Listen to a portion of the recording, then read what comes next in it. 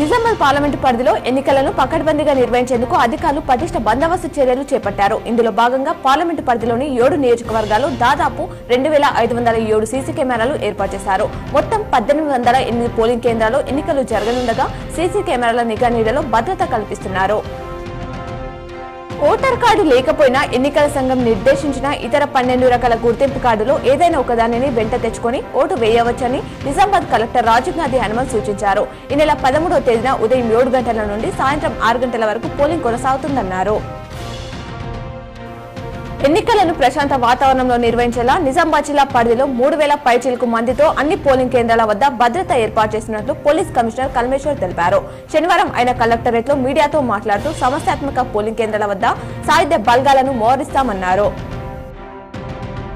ఎన్నికల షెడ్యూల్ వెలువడిన నాటి నుంచి ఇప్పటి వరకు నిజామాబాద్ పార్లమెంట్ సెగ్మెంట్ పరిధిలో రూపాయలు 3.5 కోట్ల నగదు, రూపాయలు 24.64 లక్షల విలువ చేసే మద్యం, రూపాయలు 3.65 లక్షల విలువ చేసే 14 కిలోల గంజాయి, రూపాయలు 29 లక్షలు విలువ చేసే ఆభరణాలను స్వాధీనం చేసుకున్నట్లు పోలీస్ కమిషనర్ కల్మేశ్వర్ తెలిపారు. నిజామాబాద్ పార్లమెంట్ ఎన్నికల పోలింగ్ సందర్భంగా శుక్రవారం హైదరాబాద్ నుంచి వీడియో కాన్ఫరెన్స్ ద్వారా రాష్ట్ర ప్రధాన ఎన్నికల అధికారి వికాస్ రాజ్ కలెక్టర్లతో మాట్లాడారు. ఈ నెల 13న జరగనున్న పోలింగ్ కోసం చేపట్టాల్సిన ఏర్పాట్లు, ఎన్నికల ప్రక్రియను పకడ్బందీగా నిర్వహించేందుకు అవసరమైన అన్ని చర్యలు తీసుకోవాలని ఆదేశించారు.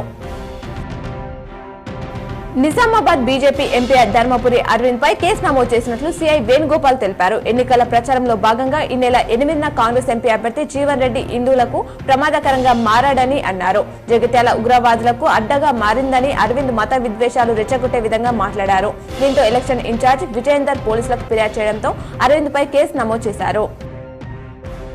పార్లమెంట్ ఎన్నికల దృష్ట్యా నిజామాబాద్ పోలీస్ కమిషనరేట్ పరిధిలో శనివారం సాయంత్రం 6 గంటల నుంచి 14వ తేదీ ఉదయం 6 గంటల వరకు 144 సెక్షన్ అమల్లో ఉంటుందని సిపి కల్మేశ్వర్ తెలిపారు. శనివారం ఆయన మీడియా సమావేశంలో మాట్లాడుతూ ఈ రోజు సాయంత్రం తర్వాత నిజామాబాద్ పార్లమెంట్ లో ఓటు లేని బయటి వ్యక్తులు ఎవరూ ఉండకూడదన్నారు.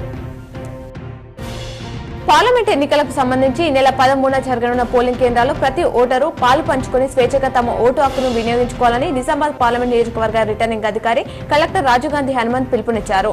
శనివారం ఆయన మీడియా సమావేశంలో మాట్లాడుతూ పార్లమెంట్ సెగ్మెంట్ పరిధిలోని 7 అసెంబ్లీ నియోజకవర్గాలలో ఎన్నికల నిర్వహణకు అవసరమైన ఏర్పాట్లు పూర్తి చేశామన్నారు. ఓటల్ ముసుగులో డ్రగ్స్ అమ్ముతున్న ముగ్గురిని హైదరాబాద్ పోలీసులు అరెస్ట్ చేసి వారి వద్ద 11.34 గ్రాముల కోకైన్, 3.66 గ్రాముల ఎండీఎంఏ స్వాధీనం చేసుకున్నట్లు శుక్రవారం వెల్లడించారు. నిజామాబాద్ కు చెందిన సాయి శరత్, శ్రావణ్ అన్నదమ్ములు. వారిద్దరూ 2019లో బంజారాహిల్స్ లో ఓ రెస్టారెంట్ ప్రారంభించారు.